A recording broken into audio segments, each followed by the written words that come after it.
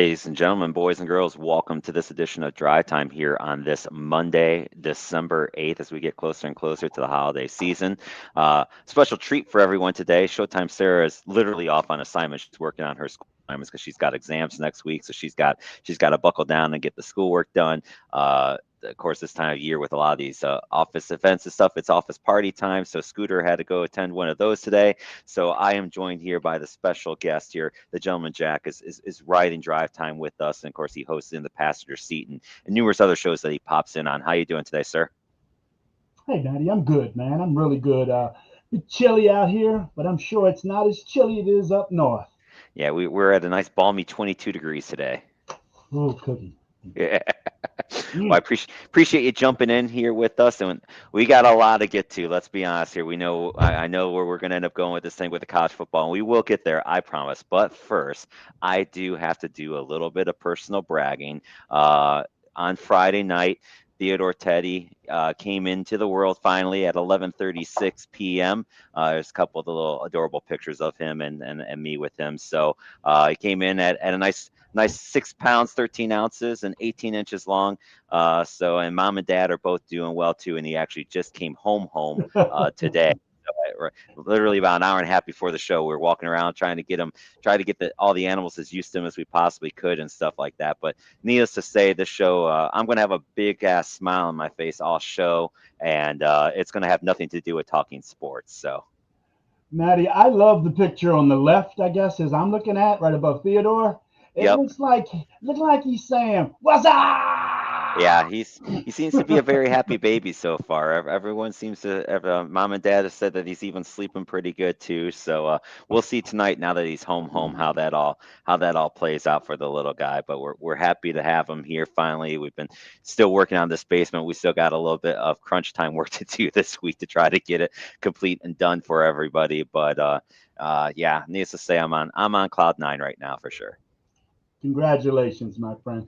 Thank you, sir. Do appreciate that. So, all right. So now that we got the personal stuff over with, I do also want to roll this out here too, and I'll keep him up here while we talk about this. All of our shows here, of course, you can watch live. We're on Facebook and YouTube. If I can spit it out right, I was going to combine them and do FaceTube there for a second. Why But not?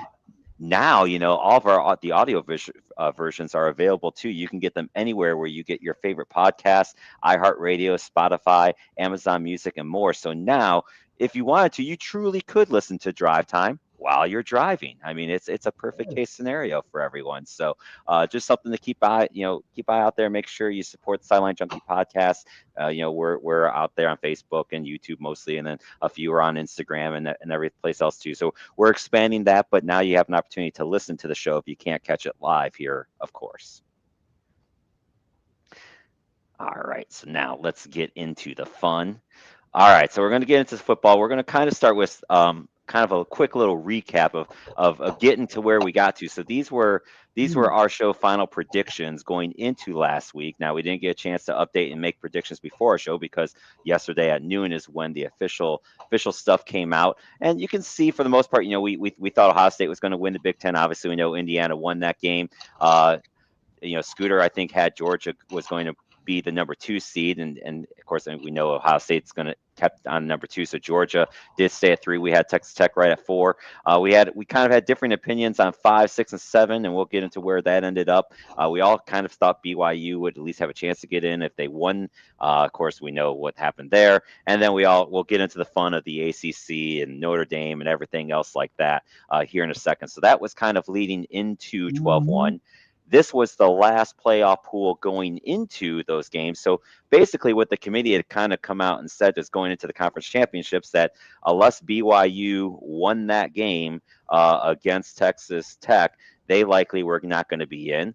This, of course, had Notre Dame in because you also had Miami sitting there at 12 with Texas at 13 and Vanderbilt at 14. So it seemed that the committee kind of made it seem like the only spot that may be up for grabs would be if BYU ended up winning against Texas Tech, based on the fact that none of the other teams, of course, played. So where we get into the fun of that is, of course, then we know that some of these things did not quite go as planned. In the American Conference, that one I think went pretty much. Both of these teams were quote unquote ranked. You have Tulane that ended up being 34. They won the game 34-21. Pretty much were in control of this one the entire time. Never had really any worries or concerns in that game. JMU kept things interesting on their end as they beat Troy 31-14. So they kept their end of the bargain, so to speak, on moving Mhm. forward on that. And then from there, you of course had the ACC game, which was a good one. And I know the gentleman Jack enjoyed this one. I'll give you a couple seconds to give your thoughts on it, where you can go off about being your proud Duke Blue Devils. But they did beat Virginia 27-20 in overtime to really throw a whole bunch of fun into this mess. And I assume that you enjoyed that game tremendously. I did, and that's what I predicted it. Thursday on Thursday Night Throwdown. I said this is what I want more than ever is Duke to beat Virginia and throw a monkey wrench in this whole ACC thing because the ACC, in my opinion, is below par. They're not up to where it used to be. The U and the Florida States. Danny Warfel. Powerful ACC teams like they used to have. So I really was rooting against the ACC team even getting into the bracket. Uh, Miami, yeah, they had an okay year, but who they play? So I And just don't think the strength of schedule was there for the ACC teams, Matt. I think you and I are kind of in agreement on that. We'll get more into the nitty gritty when we Kinda, get to talking about some of those fun matchups there. but I See tell you here. what, the everybody got to see Darian Mensah uh, taking the snaps for the Duke Blue Devils and see what Yep. kind of quarterback he really is. He's been getting a lot of shade. So hopefully that'll open the eyes to a lot of people coming up on combines and all that. Yeah, we'll see how that goes for him. And then I don't really think this is a surprise to anyone. Texas Tech just destroys BYU Mhm. again. It was close at the half. BYU was a little bit closer at the half, but then Texas Tech kind of pulled away in that game, and kind of really cemented the fact of BYU was likely going to not be in the show for sure. The SEC game, again, I think here, maybe a little bit surprised that Georgia handled Alabama so easily. Alabama just could not get anything going offensively at all. And so Georgia just completely manhandles them. But I don't really think that there was a surprise in either one of these two games to you either, was there? As far as those two outcomes? No, no, not at all. BYU just Texas Tech, that front four for them, that and their backers, they just shut down that running game. Uh, the big quarterback for BYU, he usually gets quite a few rushing yards. I want to say they held him to -2 yards Yeah, it was something crazy rushing. like that. It was Yeah, bad. It was minimal. So Texas Tech, that just goes to show you the difference in these teams, man. And I think we're going to see it in the bracket, but we'll talk about that when we get to those games. exactly. Agree with you totally. And then, of course, the big one versus two.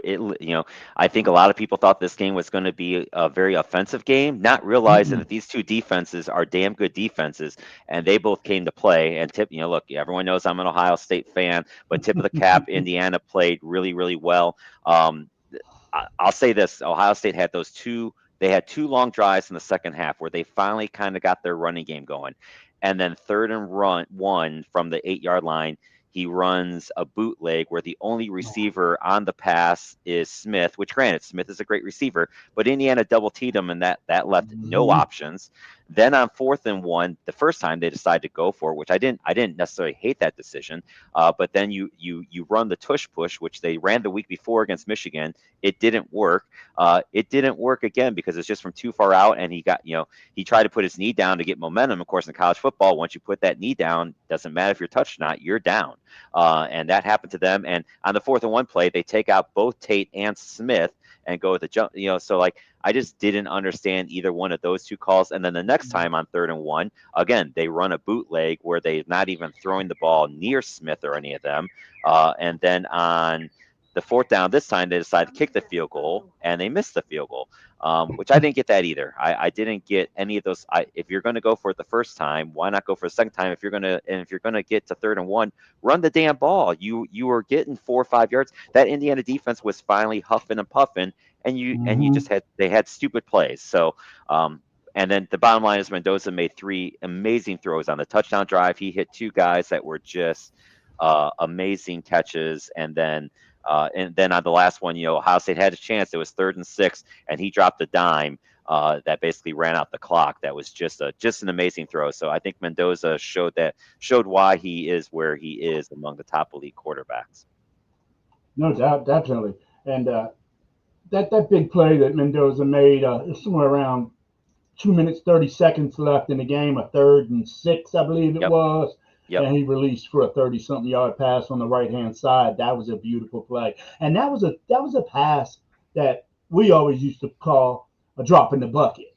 It's a Hmm. pass you got to get over the receiver, but it's landing we used to throw in the bushel baskets passes like that. So the kicker, I feel so terrible for him because I know how it goes for players like that. They're going to get death threats. Your Yep. yard's going to get toilet papered. He's going to go through some hell for a while over this game. But Yeah, and he shanked it. I mean, and he's been okay for them all bad. year, but he's always been I mean, I think it was 15 for 17 going into that, and he's been pretty good on those short ones. But that's the thing too with that college football field. You get those weird angle kicks, and Hash it's mark. just and it's just and it was from the hash mark, and again, that's the other thing too on the 3rd and 1 play.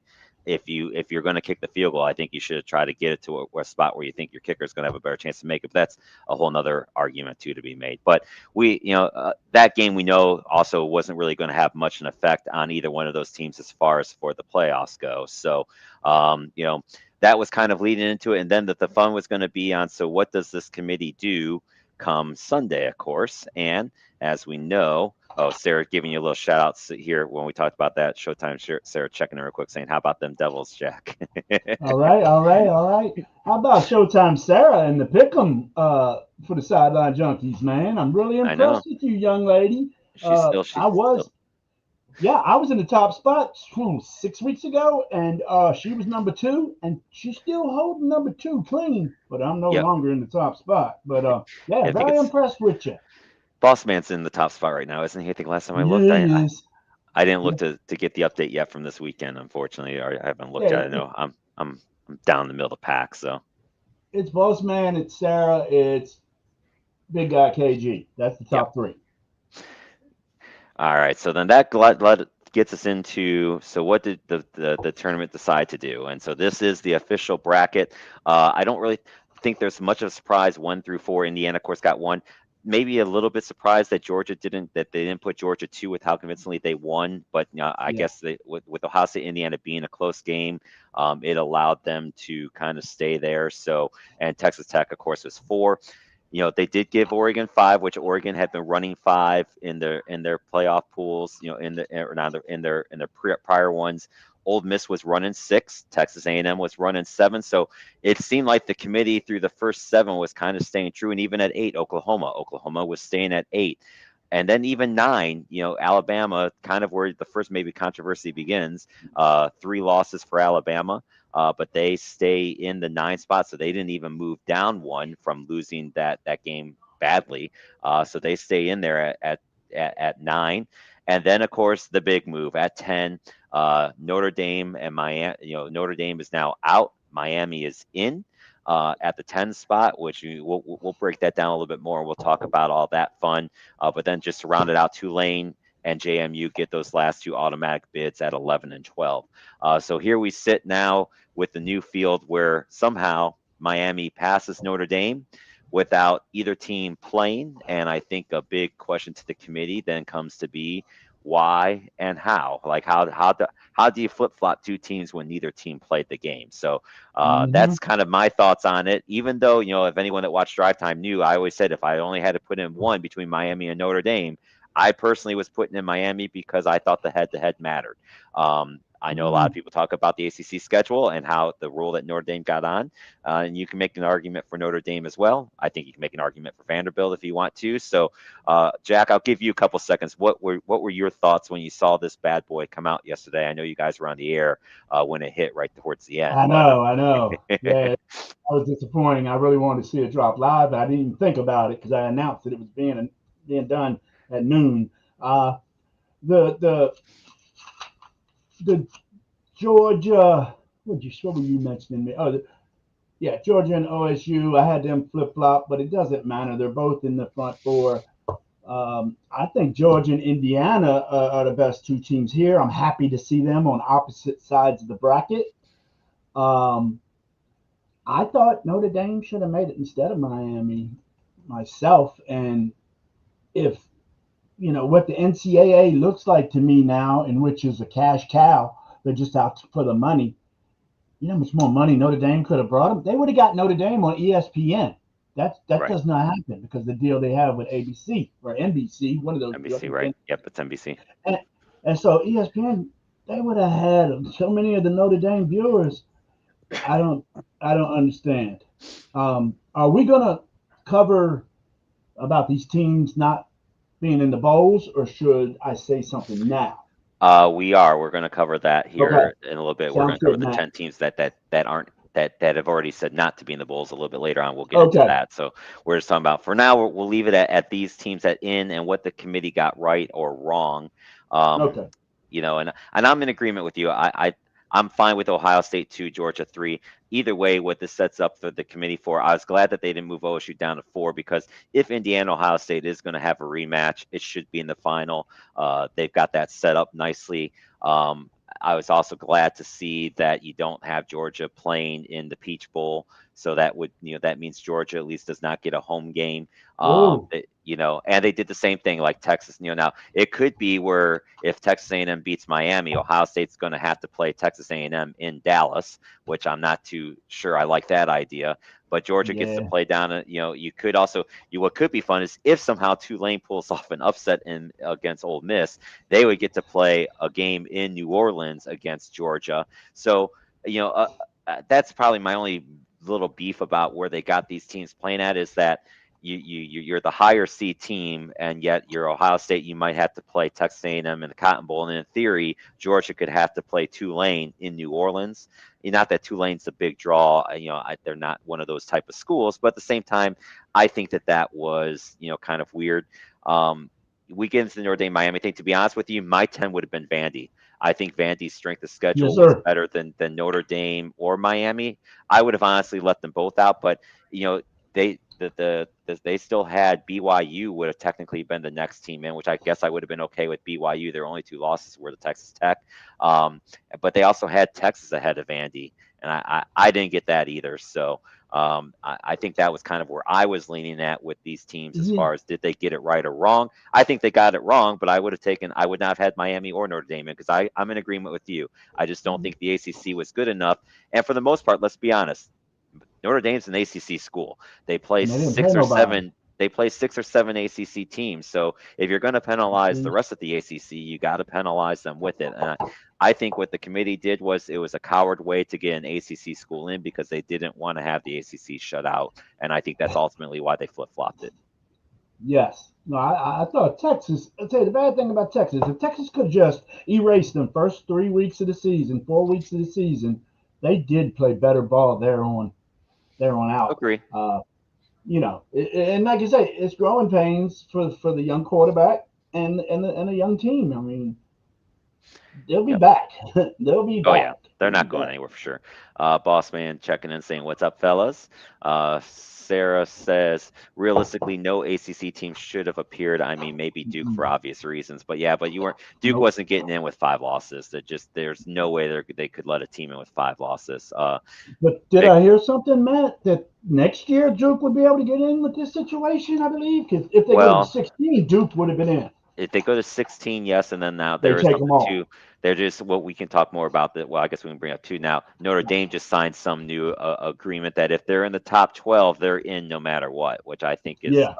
which is we can get into that too. But Yeah. first, Vic says he's checking. Just come here to laugh at Notre Dame. Ha ha ha! Bunch of crybabies, and also throwing in join a conference, you bums. And look, like I think that's the key. Like the whole part of this too is the conference champions get these automatic buys, and I'm sure this committee never thought for a second that the ACC was going to be so bad. I think they thought, okay, a school like JMU, one school like JMU or Tulane will get in, and I think Right. that's good for the quote unquote sport. But at the same time, I'm sure they never thought that the ACC was going to be so bad that the ACC champion wouldn't get in, where then two of these schools were going to have to get in. And I think, unfortunately, that's what happened this year for the committee. But maybe because look, how many now? This what 2 years we've been talking about how screwed up the system is, and it still is screwed up. And maybe this is what it needs to take because I think if you look at realistically, if you go out to 16 teams, which is one option, then I think that's where it's heading. That the first team outs were Notre Dame, BYU, Texas, and Vandy. I think if that's the cutoff, I think everyone would agree those 16 teams, those would be the four teams that you could maybe make an argument to get in. The next two teams after that are Utah and USC. And I think you'd be really hard pressed to make an argument to get Utah in. So maybe 16 is that right number because I think if you got two of these schools like Tulane and JMU in, you get these other four schools in. I could live if that was the field of 16. I think then you could say, hey, let's see what happens. Let's let these guys play. You're on mute. You're muted, sir. I haven't hit a mute monster in months. Even that's KG's thing. But Yes. even if it goes to 16, somebody's still gonna be left out. Somebody's still gonna be pissed off. So it don't matter what the number is. There's we do 64 in the spring for the March Madness, and Yep. somebody's ticked off. So it doesn't matter what the number is. You're never gonna make it to where there's no gripes about who's in it. So Agree. Let's see here. Vic says, although Notre Dame plays 7 ACC teams, they're still private. That's why agreed. they couldn't be in the ACC title game. Which, yeah, I know why they couldn't be in it. But Notre Dame screwed themselves. It's hilarious. They're whining so much. Well, we know where Vic's point is. And look, I might look.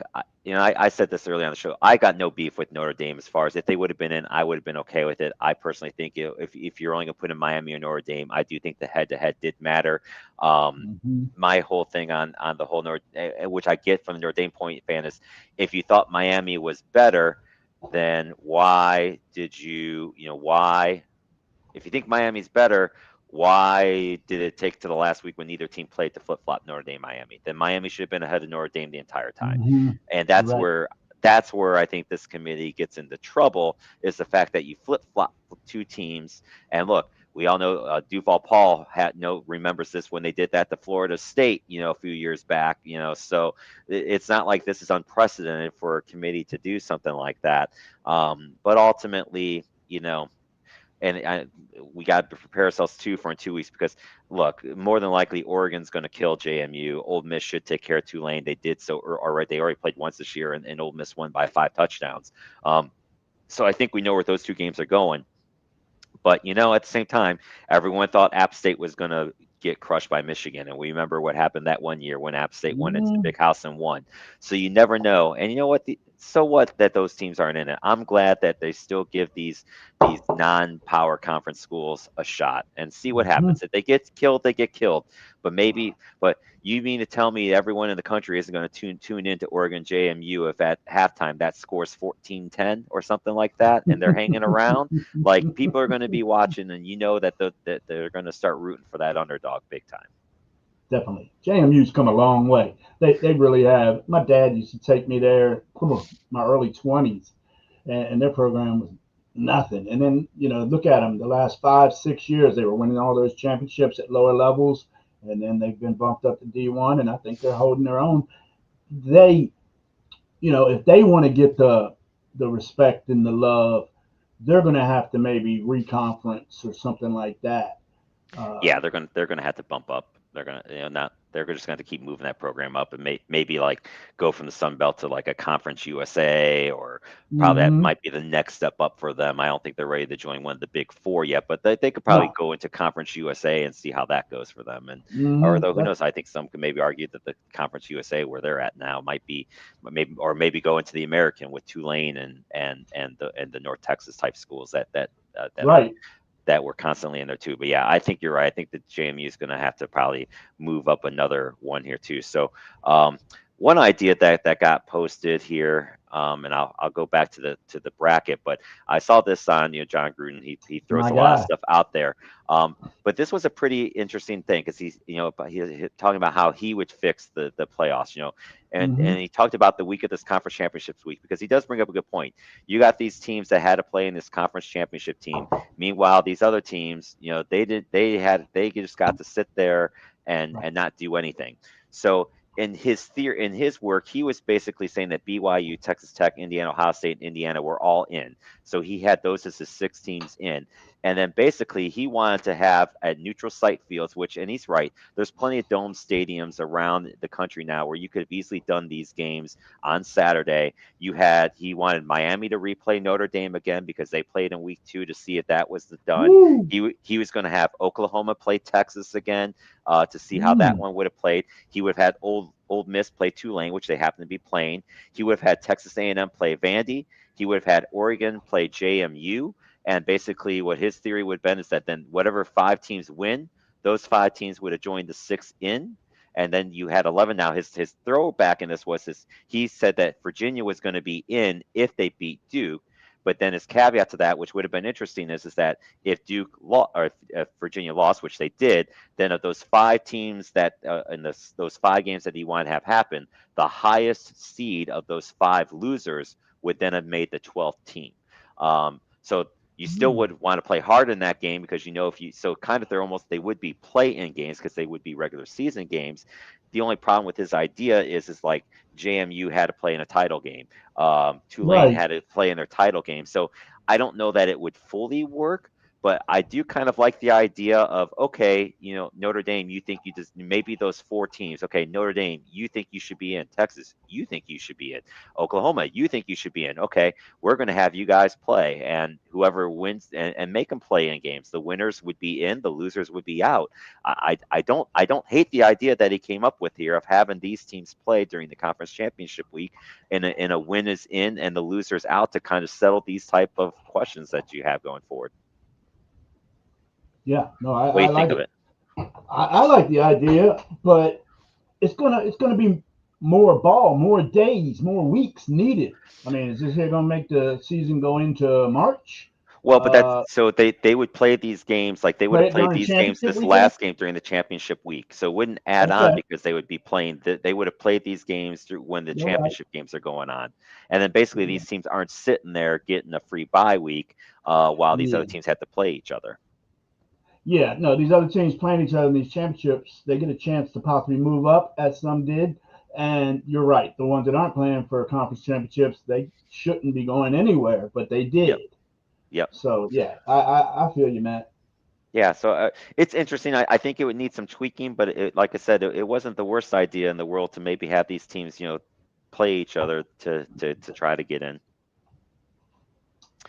And then now that this leads to, of course, the next fun part of this is so now that we know our 12 teams, then now all the other bowls try to go and get their teams. And what we are seeing is a lot of teams now are rejecting their bowl bids. Of course, the big one was Notre Dame came out and immediately said, nope, they're not going. But they've been joined now by 10 other teams, or 9 other teams: Kansas State, Iowa State, Florida State, Auburn, UCF, Baylor, Temple, Kansas, and Rutgers all declined bowl games for various reasons.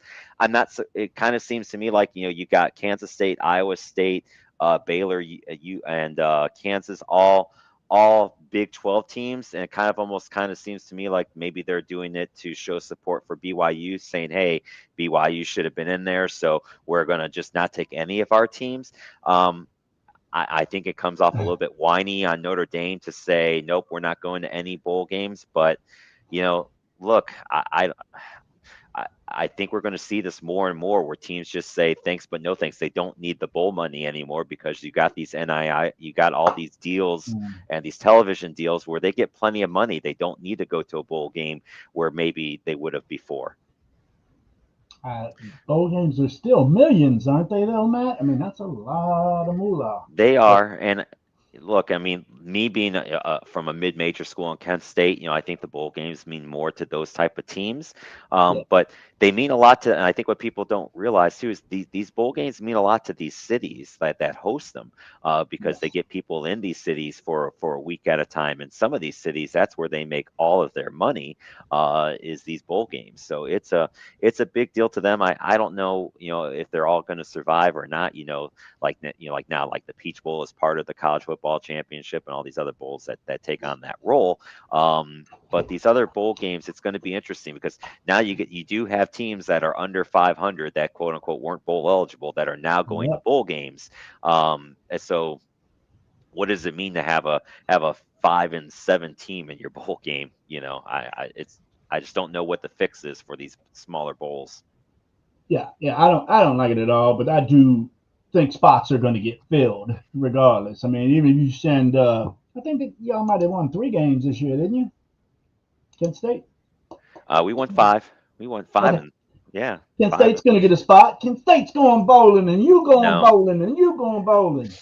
they were not one of the ones that got a spot. So unfortunately Well, for what them, what I feel is terrible about these teams refusing to go to the bowls, and I'm especially going to pick on Notre Dame. All right, you got all these players that now don't get to suit up for their last game. When they suited up the last game of the season, was it Syracuse? I think they might have yeah, played last. no, Stanford. Stanford, Yep. Syracuse, then Stanford, and it's like they didn't think that was their last game. They knew they had one more left, and now they don't, and that's messed up. And it's Yeah. messed up for your fans. I don't know, but then again, coaches can leave and players can leave. You got players that don't play in bowls, even though their team's playing in bowls. Well, that's So going to be it's next. We now, yep, that's coming up next. Some of these players are going to sit out of some of these games, because, it's or all screwed up, man. for whatever reasons, which, that's a whole other, and that's part of that is too. Like, I don't know why we allow coaches to leave while like it should be once the season is done, then you can go then you can go hire these coaches once their season is done. But the amount of coaches moving around, now, but Yeah. that's because recruiting's already started. So let's move the recruiting window back. Let's move all this stuff back and let like it's like what Gruden said in that video too. He's like, could you imagine an NFL coach leaving with their team to go coach another team in the In the in the, playoffs. in the playoffs? It's unthinkable. And this is the only sport where it happens and it's allowed is in college football. And it's not just head coaches. These coordinators are leaving and going to other schools, and they have to go immediately because they have to recruit immediately. They can't even stay on the finish. We talked last time about the whole Lane Kiffin thing too, about Lane Kiffin, should he been allowed to coach that game? And I get why Ole Miss said no, because they got to recruit, and you can't have him sitting there possibly going after going there. Oh yeah, I don't. I think you're talking about Downs, but I don't think that was a real report. That was a fake report. I've not seen anywhere I haven't where seen where, anything where either. Caleb Downs has said he's not playing in the championship games because of his to protect his draft status. I Yeah. think.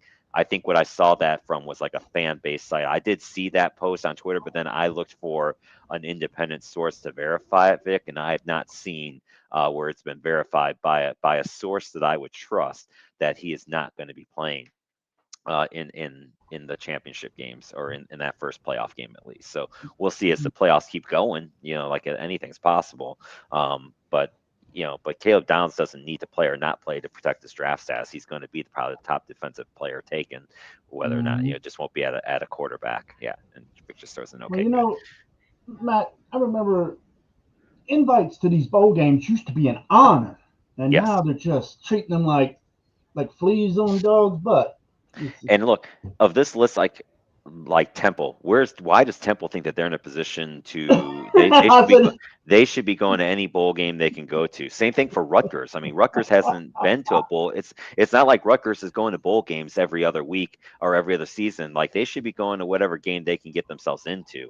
So some of these, like I get maybe the Florida States and the Kansas States and the Notre Dames not wanting to go to some of these games. I guess Florida State may be still bitter about what happened to them a few years ago, but at the same time, like they were so bad last year. Like go to the bowl game. And not only that, but if you go to the bowl game, you still get to practice, and it's extra time that you get to practice with your team. So I don't know. I don't get why so many schools said no, but I think it's a thing that we're just gonna have to watch and look for. Yeah. All right. Any other thoughts on the college football stuff before we head into the NFL? No, I think we covered that like a blanket. I do too. I agree. Good having you on, sir. All right, so let's get into some of these NFL games. We started out the week fun last Thursday in a nice little shootout. Detroit took out Dallas 44-30. Gibbs had a hell of a day with 3 touchdowns, and Montgomery threw in another touchdown running the ball. So Detroit kind of got back into their winning ways a little bit. Green Bay took out the Bears 28-21 in a hard-fought game. Chicago had a chance late to tie it on a late drive, but Williams threw an interception in the end zone to seal the deal for Green Bay. The big upset, and just Tampa Bay is another one of these teams that just keeps spiraling downward. New Orleans gets the upset win. As a Raider fan, I was very happy to see New Orleans win that game because that gets them up to 2 wins with my Raiders. So the Raiders get further and further into that Mendoza quarterback situation. Pittsburgh gets by Baltimore in a must-win in the Central Division. And then last night's game was fun. Houston takes out Kansas City, probably Mm-hmm. the last nail in Kansas City's Uh-oh. playoff coffin, which is crazy to Uh-oh. see. Like, how many years, Uh-oh. Jack, have we seen Kansas City win these games? These close games, and this year they've only won, I think, like one or two of them. It's been crazy. I've heard they've won the division 9 years straight, so I'd say They did. 9, 10 years they've been doing this. Yep. Yeah. So it's kind of neat for me being a Raider fan watching KC struggle. I mean, Mahomes throws 3 interceptions yesterday. So these were the kind of big games. Pittsburgh gets that game lead again on Baltimore. Those two teams still will play again. Mm-hmm. Tampa's going to be starting. They have 2 of their next 3 games are against Carolina. So Vic giving a shout out to his Panthers because they are 100% in it now, for sure. Yeah. Which is Yeah. crazy to think about that the Carolina Surprise. Panthers are in playoff contention, and they definitely are. So, any thoughts on any of these games, Jack, that caught your eye? Well, I tell you, man, I was glued to that Green Bay Chicago game, and that's any guy from our era, the Bears and the Packers was a historical game to watch all the time when I was growing Yep. up. I mean, I remember Walter Payton going against them, and then Brett Favre. I mean, it was just good times. But I felt that Williams' pass, that last interception, 6 inches higher, that's a touchdown. Yep. 6 to 8 inches higher. He just didn't put enough touch on it. No. Uh, he Caleb Williams gonna be something to deal with in this NFL for a long time. I feel so. Yeah, Uh, he's definitely righted himself under Ben Johnson. I think that you can see that there, for sure, with those two working on with each other. yeah, It's been and a good progression. the Detroit Dallas had a chance. They just couldn't get it. And then by the time Detroit piled up 2 more touchdowns, it was the lead just got too big. Yep. New Orleans surprised the hell out of me, upsetting Tampa. And thank you to the friends in the survivor pool, the Yeah, so three say of you that that picked Tampa. Thank you. that upset was very good for you in the survivor pool. It's just because there were 5 of you guys, and now there are 3 of them picked Tampa Bay. Now there's just one you and one more. Wow. So, uh, yeah, that surprised the hell out of me. I missed it on my picks. I, of course, picked the Bucks. Yeah. Pittsburgh, Baltimore. That was a Pittsburgh, Baltimore game, man. It was chilly over there at the bank. Yep. Uh, I felt I mean, not Roethlisberger. I felt A Rod did what he had to do to just control the game, and that defense of Pittsburgh stepped up late. They did. Um, Houston taking out KC. That's just all me, man. I'm so excited about that, and I Yeah. know Midnight Rider, if he's listening, he's gonna go, "Oh my god!"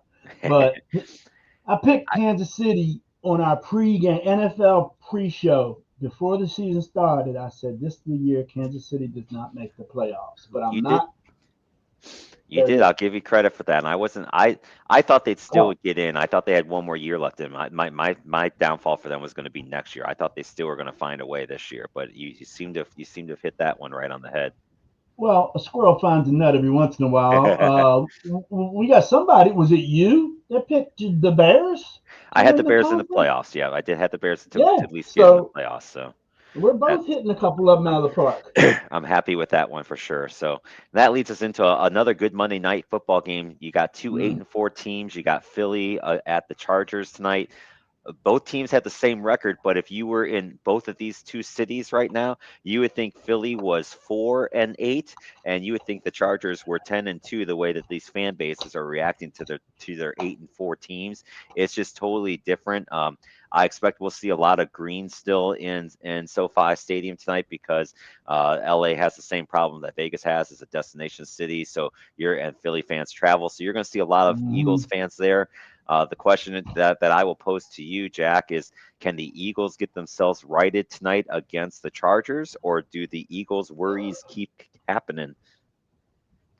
I don't know why the Eagles can't get right. It's not injuries. They seem No, to have all their personnel out there, and they got the same coach on the sideline. I don't understand. yeah, the offense is Um, just not clicking. They're not getting the ball to Barkley. He's not having as much time when he does get it, and mm-mm. I don't know what's happened to AJ Brown, but he just he's just he's not in sync with his quarterback. That's for sure.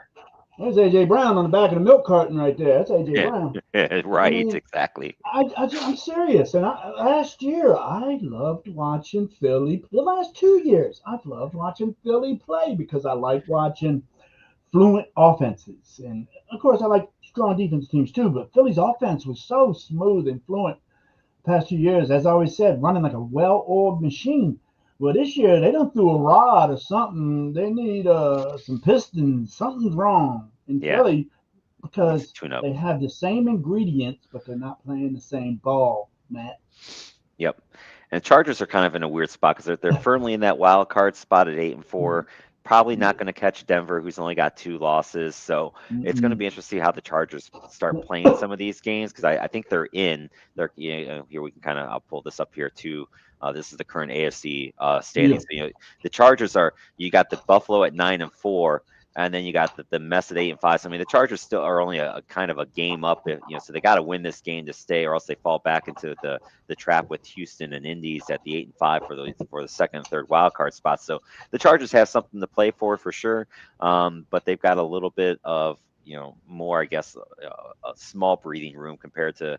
I guess well now that the Cowboys lost to the Eagles are a little bit better shape for that division because only one team's coming out of the NFC East anyway. So I guess in theory, not. I think I just talked myself into this game means more to the Chargers than probably the Eagles with the Cowboys losing. But it should True. be a good one tonight for sure. But especially if Philly does lose this game tonight, man, the Philly talk shows are gonna be fun to try to get a listen to tomorrow. Mm. So let's peek at these standings. Of course, I think we may truly be seeing the changing of the guard in the AFC because Buffalo's probably still going to at least get in the playoffs at 9-4, but you got Baltimore now at 6-7, a full game behind Pittsburgh, with with what 3 to play, 4 to play. Then you've got you know Kansas City is definitely not winning the division for the first time in 10 years. They Mm. still have a small hope to get into the playoffs, but they basically have to win out, and they need a lot, a lot, a lot, a lot of help, You, from all you these know teams. what, Matt? The AFC South is the one that's going to be something because now it looks like it's going to be down to Jacksonville and Houston Yep. because And I I don't know think what the Colts are going to do. and Daniel Jones is likely. I think that looked like an Achilles injury. I've not. I looked. I tried to look before we got online. I've not seen anything officially come out I of still Indy haven't yet seen anything neither. if he's done or not. But that injury he's done written all over it, and they've Yep. you know a couple guys on in another chat that we're in talking about how Indy's just kind of gotten away from the usage. It's like they've forgotten that they have one of the best running backs in the league these last 3 weeks. And I don't get that at all. And Mhm. shockingly, they start going on a losing streak when you stop giving the ball to JT. So I don't know what's going on in Indy. I think Indy's going to be the team that's going to be out of this thing. I think your three playoff teams are the wild card teams are going to be Buffalo. It's going to be Houston or Jacksonville, whoever doesn't win that division, and it's going to be the Chargers. I think Chargers. those are my three right now who I think are going to come out of the AFC. Same here. Yep. And I think Houston plays Indy one more time. I think Jacksonville plays Houston one more time.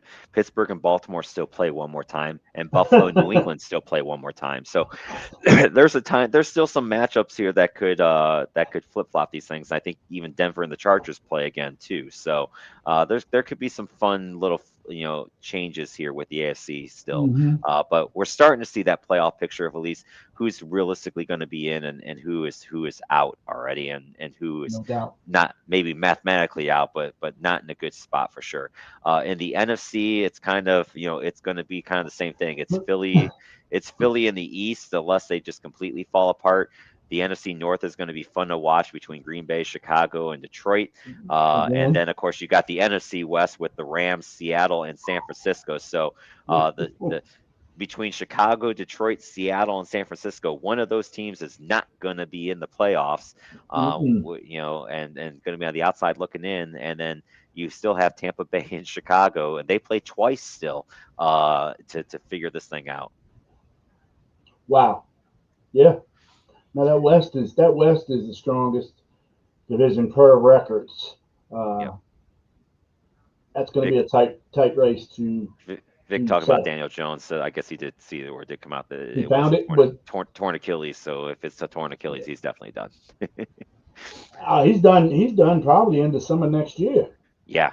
It's gonna He might sucks miss for two, him because three. he was having a really good year for Indy, No. a nice little resurgence. So that's a brutal injury for him because I was kind of happy to see him find a home in Indy and make it work. Yeah.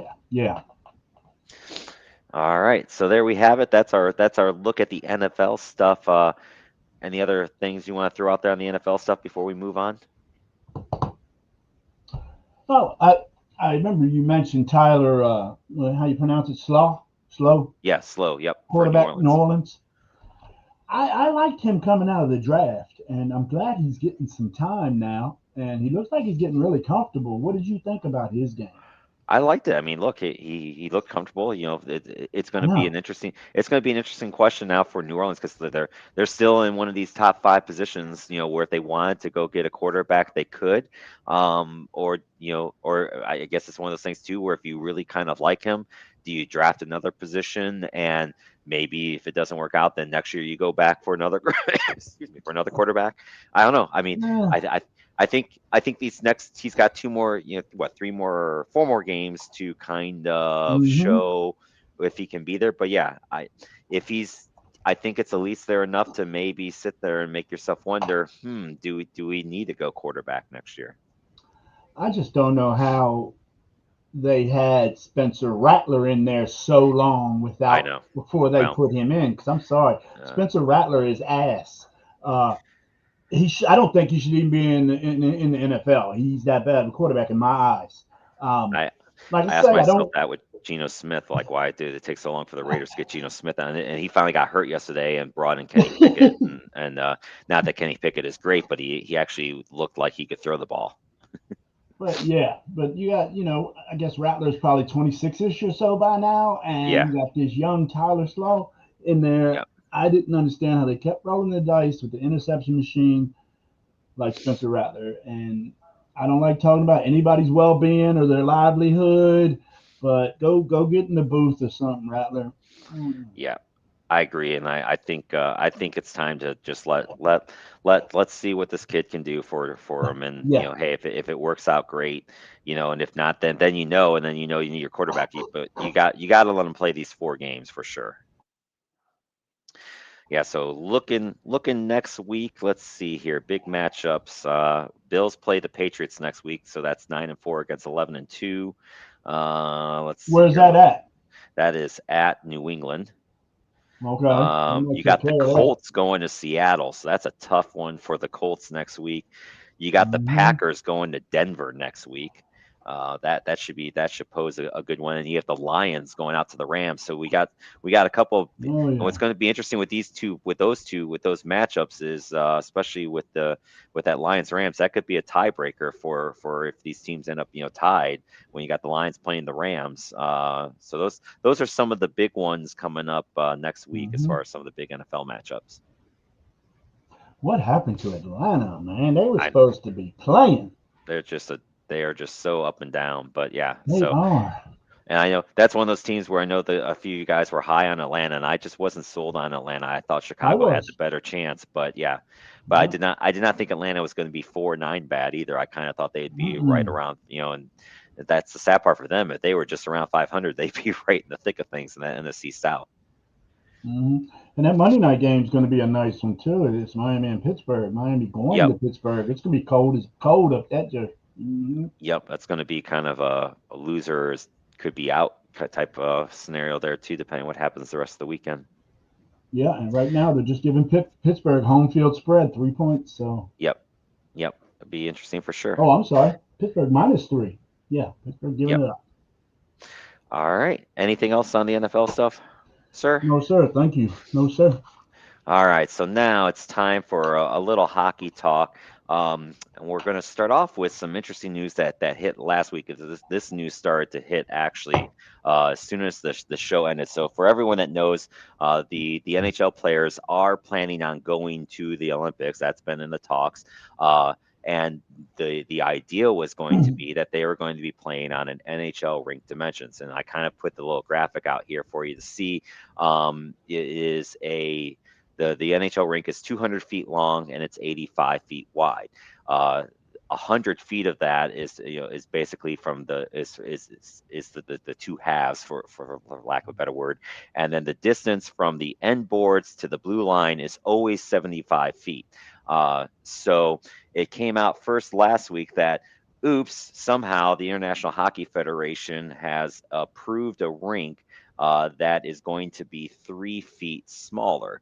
So it's only going to be 190. It's 196 by 85. So I know what you may be thinking if you're not a hockey fan. Okay, well, does 3 feet of distance really mean that big of a difference? And the answer Right. is yes, because Mhm.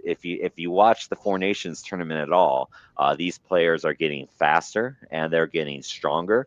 And so where that distance is going to be, if you follow where my little mouse is here, if I can get it over here, where that distance is going to be taken out is going to be from here, what's called the neutral zone. This distance of 75 feet is going to be the same. So it's going to only be 47 feet from here, which means where a lot of the players' actions take place in the neutral zone, there's going to be less space for them. Now, on Olympic size ice, it is the usual 196, but it's usually 5 feet wider. So if it's wider, you still have that space for these players to work with. It's not going to have the width because it's still going to be the 85 feet. So where the concern comes in for these NHL owners is because if you watch the Four Nations tournament, there were a lot of strong, hard, heavy hits. You know, Matthew Kachuk was injured in the tournament, and he barely finished, and then he played in the playoffs for a little bit, and then he hasn't played again this season from injuries from the Four Nations tournament. So it's a big concern not only for the NHL but the NHLPA is also has their concerns, for what is going to happen. The other part of this is oh, by the way, the main rink, which is going to be hosting 30 of the games, is not finished yet. The Olympics, my friends, start February 5th. The rink was supposed to be done by now. They are saying it's supposed to be done by mid December. Just to check your calendars, everybody, it's December 8th, and there's been nothing coming out yet. There's still cranes on the outside of the arena. When you have cranes on the outside of an arena being built, that is not a good sign that it's close to being ready to be used. So there's also the concern of where to play. Now, a few months ago when this came up, they had thrown out the idea of maybe playing some games in nearby Switzerland, but they decided no, that wasn't going to work. So there is no plan B if this stadium isn't ready. And oh, by the way, they're only going to play games in this stadium because in this arena because games are going to be going on all day. The practice facility has not been built yet, Mm. so they don't have a practice facility. They don't have the rink done, and the rink that is done is going to be shorter. So there's a lot of concerns still to be played out. I think they're too far along to truly pull the plug, but there are a lot of concerns going up across hockey minds of will the NHL or the NHLPA, because they both have said if the arena's not done or they think it's anywhere close to not being done, they will not go. So it's a concern for hockey fans that want to see best on best play of if this is going to happen or not. Wow, I had no idea that was going on. Wow. Yeah, it's a little scary for sure. So I do Yeah, want to give a so shout out to Chris Johnson and Michael Russo in they wrote a really nice story on this in the Athletic. That's where I pulled a lot of this information from for this little bit of news. But yeah, it's something to keep your eyes on as we get closer to the Olympic hockey, because the Olympics the first game is supposed to start February 5th. So wow. we are less than 2 months away from Olympic hockey, and we don't have an arena yet for them to play in. So, just something for us to keep our eyes on as we get closer. And here with me on the drive time part, we will definitely keep our eyes and ears open for any news to make sure here that this happens. But the crazy part about this too is we are now we're basically at the third waypoint.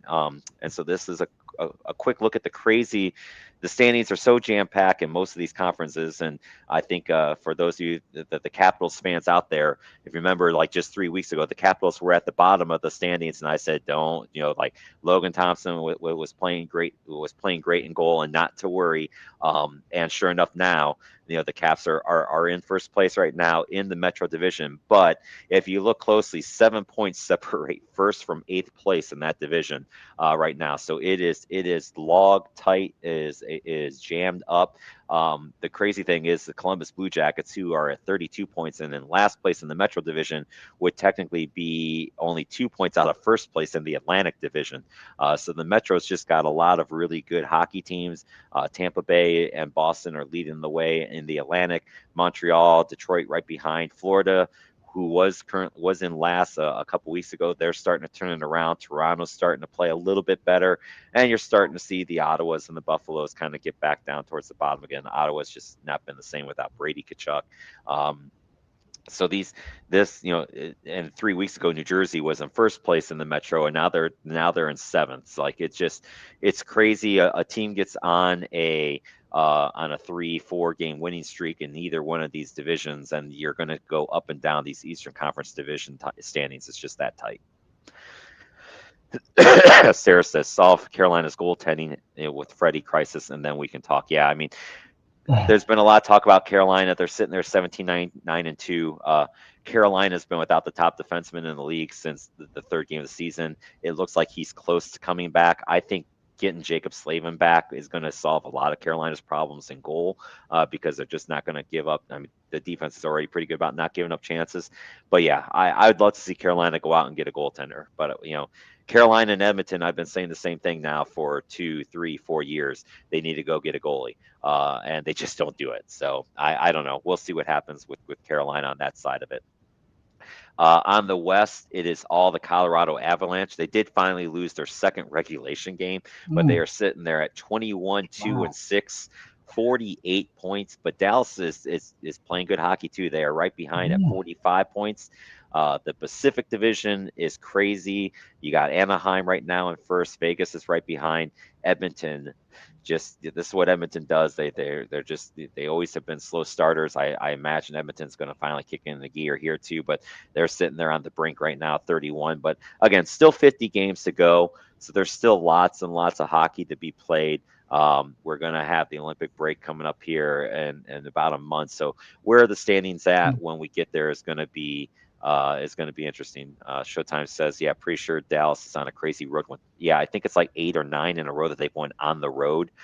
So that's why Wow. Dallas has just propelled themselves into these standings. So we'll see. I mean, Calgary's at least finally out of the basement. Calgary's one of my surprise playoff picks, and they're at least out of the basement. So they're giving me some hope of maybe they can turn this thing around and get back in there. But my other playoff prediction of Toronto not making the playoffs is still at least in. And let's see here, what else is Sarah throwing here for us?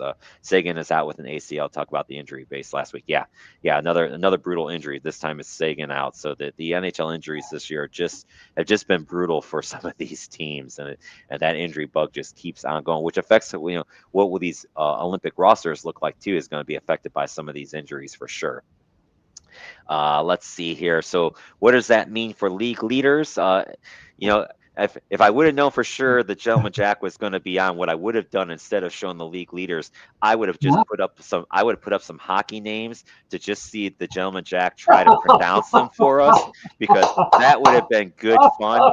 But I wasn't sure that he was joining me until a few hours ago, so I didn't have time to put that segment together, because that, my Yeah. friends, would have been a fun. So the next time the Gentleman Jack comes on the Hold drive time, we're going to have a segment of can he pronounce this name, and it's just going to be nothing but hockey names. on.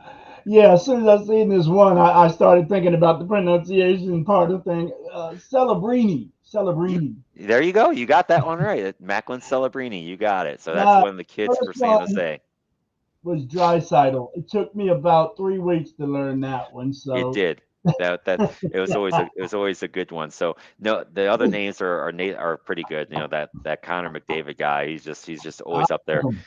mhm. Uh, the goals, McKinnon's leading it with 24. Morgan Geekie, kind of a surprise for Boston with 22. He's been Wow. kind of a journeyman player, but Morgan Geekie's got his own little time now at 22. Connor Bedard finally starting to show that he belongs, and some guy named Sidney Crosby still doing it for Pittsburgh with 18. How many years does he have in the league now, Matt? Sid, oh boy, Jared, what's Sid on 15? now? 15? 15, 16? I mean, I'm guessing. Hmm? Yeah, 22. 22 for Sid. Wow. That's Yep, a and lot. he's still there. So good for Sid. Uh, Hmm. oh, all right. So here we go. Jack Vic's throwing one out there for you, Jack. Can you pronounce that name? Let me see, Vic. I gotta get off widescreen for this one. Oh, Andrei Svechnikov. Pretty close. It's Andrei Svechnikov. Svetch. Yes, Svetch. Svech. Yep. So, oh, he's crying for the first time. I got to hear that little cry. It's adorable. I love I it. was with Sorry. you. I was with you. Memories. And Sarah throws in here geeky comeback. Yeah, he used to be a former Kane, and then he got picked up by Seattle, I think it was, that took him in the expansion draft, and now he's signed a free agent deal. But good for Morgan Geeky. It's good to see for sure. On the goalie side, we talked about the Washington Capitals, and the big reason why they're doing so well is Logan Thompson. He's got a Good. 1.96.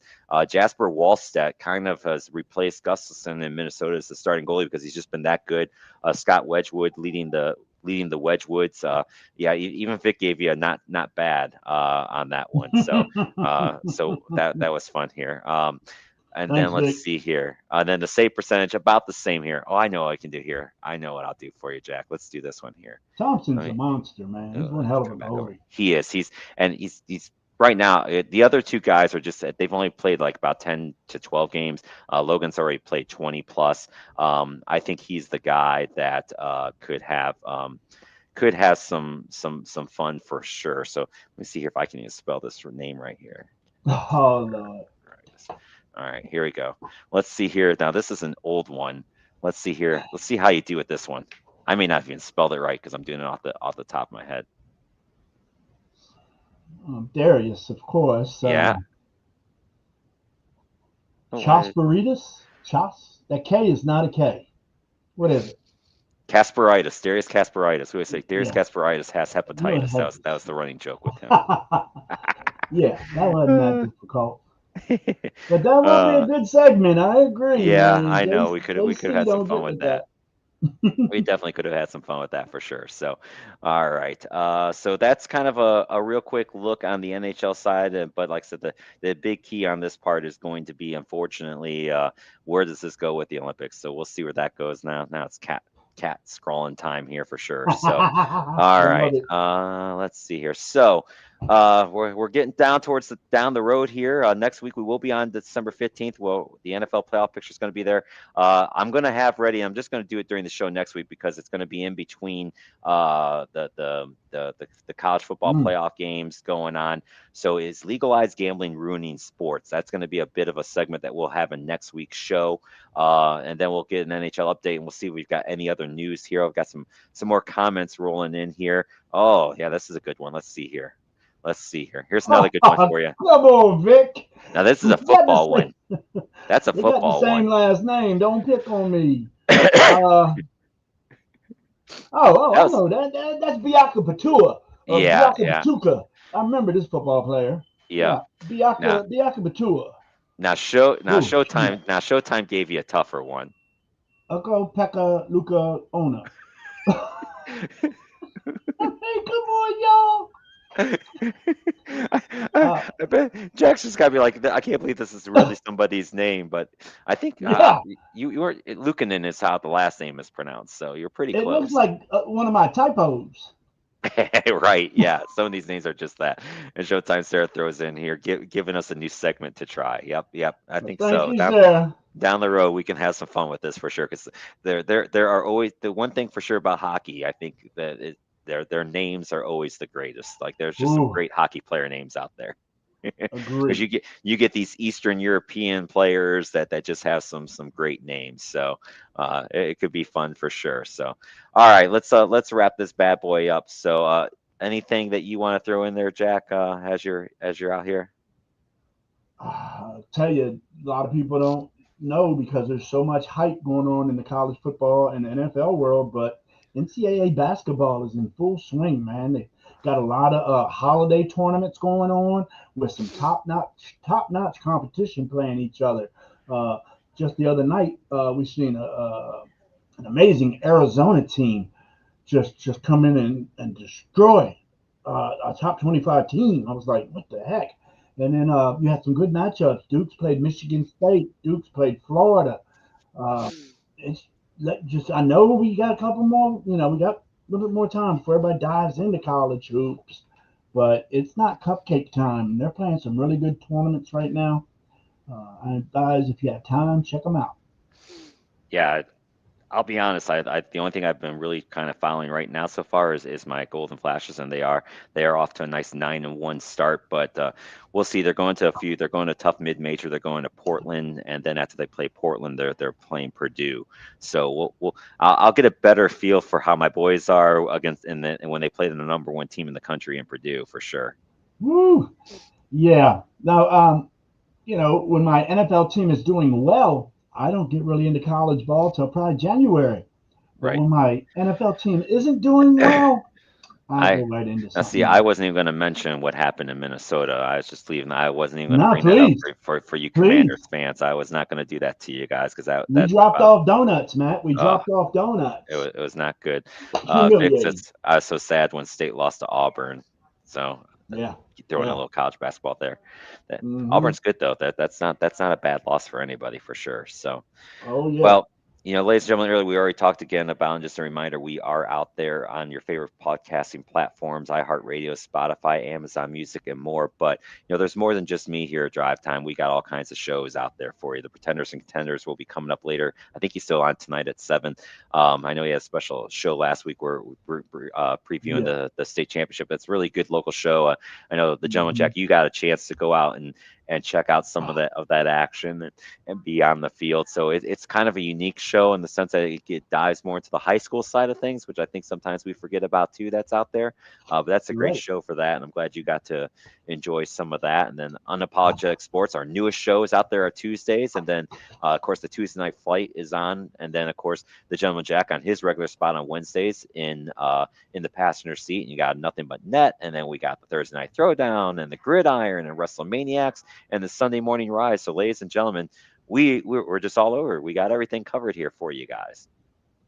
So on Wednesday, in the passenger seat, I will have uh, Calvert High School football coach, head coach, Rick Sneed is going to be on the show. They had a nice little playoff run this year, and I'm excited to talk to Coach Sneed Wednesday. that's if you don't get it, it's a really good chance on a one-on-one interview type show, which is really really good show. So I love the work that you do there, and it's definitely bring. I love that you get all types of different things from different sports. You've had softball players, female football players. It's just been you name it, Jack gets them on there. So it's definitely a great show to see. Yeah, that's what I like about it. I mean, of course, everybody knows I have a gift for gab, but it's not just a sports show. That's where everybody comes to me and like, oh, I don't watch sports shows. It's I start out with the person's earliest sports memory, and a lot of times they say it's my dad playing ball or my big brother playing ball. Then we go from there and go through him playing youth football, baseball, basketball, whatever his sport was, and then going into high school and how that was, and then going to college and homesick and all the stories. It really touches a lot of different areas. So I recommend, even if you're not a sports person, give me a shot. Give me a shot. That's right. Vic throwing a little shout for the Clayton Comets in North Carolina. They're playing for their state championship game. I think that All that's this right. weekend too. So they're the Clayton. That's where we are all from the Clayton area. So You gotta they're get playing for the me state hats, title. Vic. I want a Comets hat, Vic. Oh yeah, yeah. He might be able to get you one. He might be able to get you one. I'm starting to collect swag from some of my interview guys. I know. And That's on the awesome. back wall back there, and I had a Loyola Bakersfield hat they sent me a couple weeks ago. It's just I'm trying to do a mini Gruden segment. What I'm trying to do, Yes. man. I'm sure So, you've seen that. so yeah. So no one's sending you all the football helmets and everything else that he gets. Nah, I Like wish I was actually, getting boxes that big. Kent State just sent him one too. Actually, it's a surprise to see that. It's like, whoa, we're actually sending Gruden stuff. So. Is that And right? he gave him a shout out for winning their 5 games after winning none the year before that. So None. Yeah. No, I like that. I'm trying to add that segment to my show in a mini scale. I like mini scale. I love it for sure. Well, sir, I appreciate you jumping in here with me today Not and a joining. I problem. hope you had a good time. Oh, there you go. See if he confirms he can get you one. There you go. Oh, Vic, man, you the man. I think All me right. and Vic are friends on Yeah, oh, yeah. Facebook, I believe. Yes, I think so. I'm sure you guys are. If not, I'm sure if not, that'll happen here soon. So Reach out to me on Facebook, please, Vic. I'm serious. I like all kind of hats, and when people don't know what hat that is, that's when I'm the most happy that's when you're to tell happy. What is somebody that? about it. That's right. Now, I used to have one from Solon. My nephew played there, Oh yeah. Yep. but I lost it. Well, I'll see if we can find you another one. So, all right. That Any close to last you? thoughts? Yeah, Is Solon's Solon only close about to 20 you? minutes. Yeah, it's only about 20, That's so. 25 minutes. And we played Shaker Heights. Shaker Heights, boy, that's money over there. Oh yeah, it is. That I still is. noticed as soon as It's I still that turned way. in there, I was like, "Whoa, this rich over Yeah. here." It's funny, like there's a street that's Shaker Boulevard. You turn one way on it, and it's a weird because you just see these $1 million homes, and then the same road about 3 miles down, you get into this little area. You're kind of like, where are we at? Like, and it's so weird that these two are they're not that far away. So it's kind Yeah, of always funny that part. So, man, I wish all I right, still had family over there. I wish I still yeah. had family. We were out there a couple times a year. Yeah, I know. In It's summer. well, I love it here, but I'm biased. I know. I do That's too like having cold. Too scene. I cold. Too know. cold. This time of year, maybe so, but then during the summer, you get out in the Lake Erie, there's nothing better. Oh So yeah, I enjoyed the lake. I caught fish in the lake. It's a good time on the lake. exactly. Okay. Anything else you want to throw out there before we say goodbye? No, sir. Thank you for having me. All right. Well, thanks for coming on. And as I end every show with, make sure you hug your loved ones, tell them that you love them because tomorrow is not guaranteed. But if you are here, we will see you next week on the show. It is time for me to get some Teddy time. So I'll see you guys all later. Take care.